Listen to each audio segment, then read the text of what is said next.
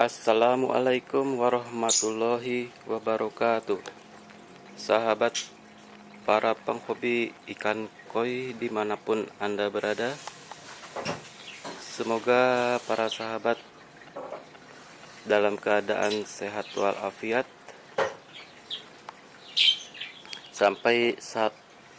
Selamat berjumpa kembali dengan Lilliput Channel. Pada kesempatan hari ini saya akan meliput perkembangan dari pembuatan natural pond kolam koi saya. Di sini alhamdulillah perkembangannya sudah mencapai 80%. Langsung saja kita lihat bagaimana perkembangan dari pembuatan natural pond ini. Mohon maaf,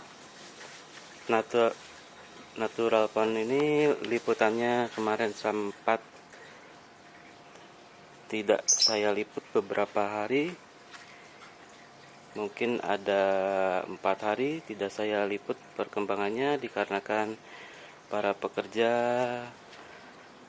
meliburkan diri dikarenakan perlunya waktu untuk proses pengeringan dari kolam yang sudah dibuat. Di sini para sahabat bisa lihat langsung mulai dari dinding kolam. Seluruh dinding kolam di sini sudah dilapisi dengan semen, termasuk chamber filter. Jadi para sahabat bisa lihat sekeliling kolam ini, mulai dari dindingnya yang sudah semuanya selesai terlapisi oleh semen. Kemudian dasar dari kolamnya juga sudah terlapisi oleh semen.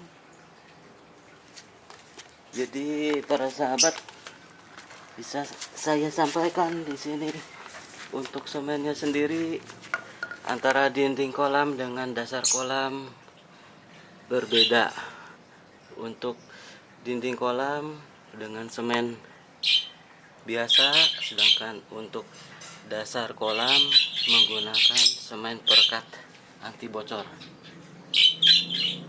Ini dapat kita lihat ada pipa di dasar kolam,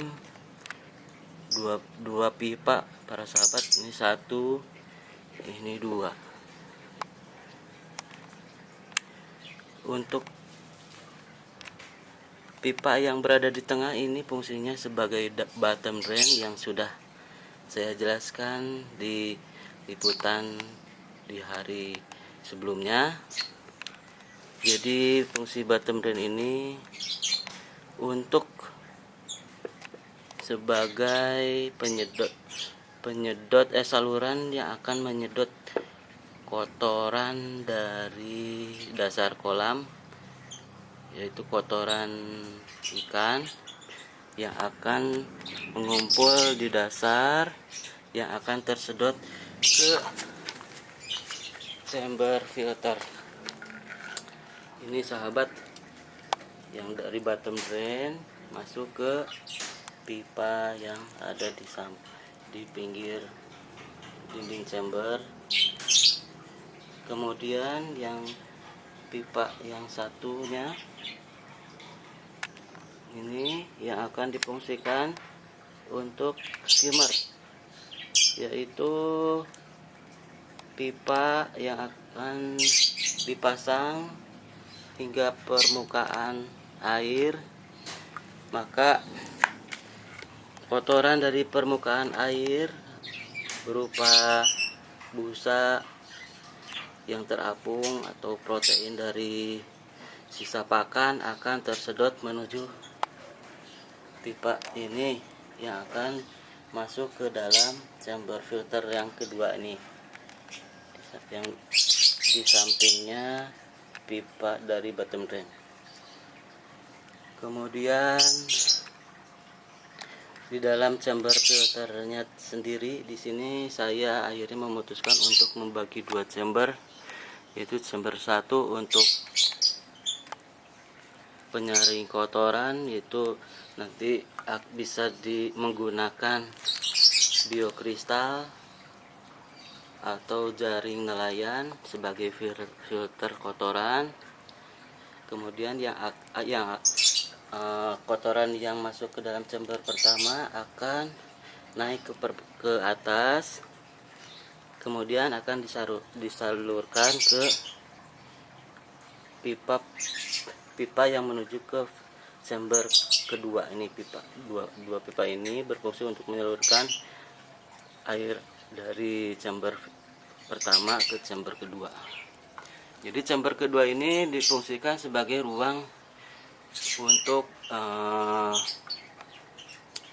mesin pompa yang akan menyalurkan air menuju air terjun. Ini pipanya yang akan menuju air terjun. Untuk instalasi pipanya sendiri ini sudah selesai diinstal. Ini adalah pipa menuju air terjun, dan di sini berbelok di cabang menuju ke pembuangan. Kemudian dari chamber pertama tadi ada pipa yang sudah kami siapkan sebagai yang difungsikan untuk air limpasan, yang apabila kolam bluebird atau penuh dari air hujan, maka air akan melimpas menuju pipa pembuangan ini. Otomatis secara gravitasi akan tersalurkan menuju pipa pembuangan ini. Jadi para sahabat bisa dilihat di sini instalasi pembuangannya sudah selesai.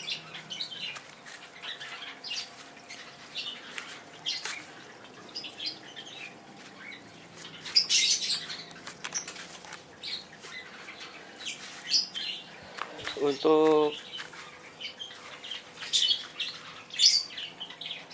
pemasangan batu alam juga di sini sudah dipasang seluruhnya dari seluruh keliling dari permukaan kolam. Di sini sudah terpasang batu alam. Kemudian direncanakan di sini ada lampu untuk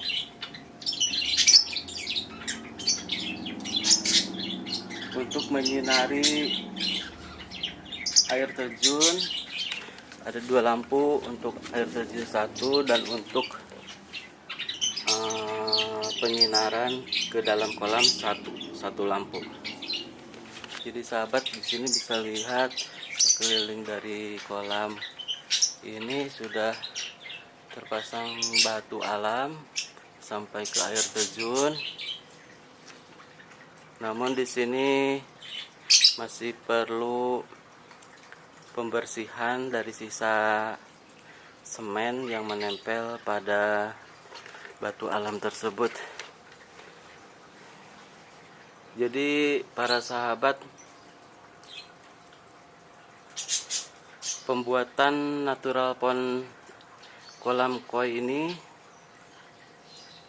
tidak semudah yang para sahabat bayangkan, karena di sini tidak sembarangan untuk membuat lapisan semen. Di sini perlu ketelitian dari para tukang dan perlu waktu yang yang penuh kesabaran. Jadi bagi para penghobi kolam yang ingin membuat natural pond seperti ini, perlu kesabaran dari para sahabat untuk menunggu proses pengeringan dari dinding kolam dan dasar kolam hingga kering sempurna, sehingga mencegah kebocoran yang akhirnya bisa menyebabkan proses pengerjaan berulang kali.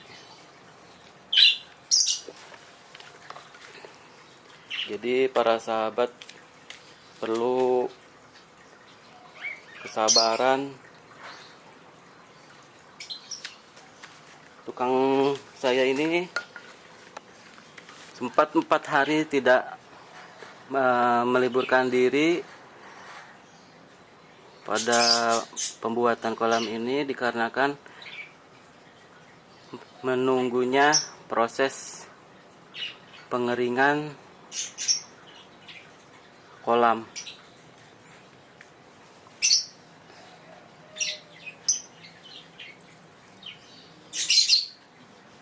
Jadi para sahabat yang berminat untuk membuat natural pond ini bisa mengkontak ke Flora Kolam di link deskripsi pada hari pertama.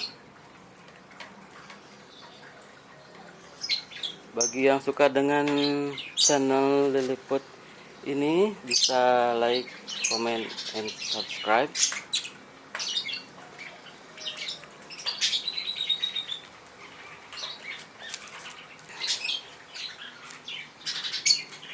Untuk proses selanjutnya direncanakan akan melapisi atau coating sebagai finishing dari kolam ini dari seluruh dinding hingga dasar kolam. Kemudian di sini akan dibuat skat atau penutup dari chamber filter.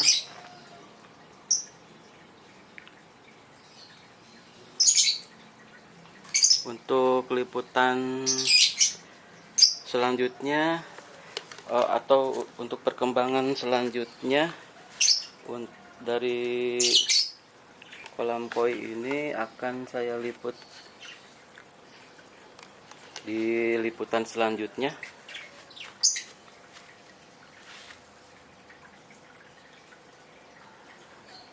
Jadi untuk liputan kali ini saya cukupkan sekian.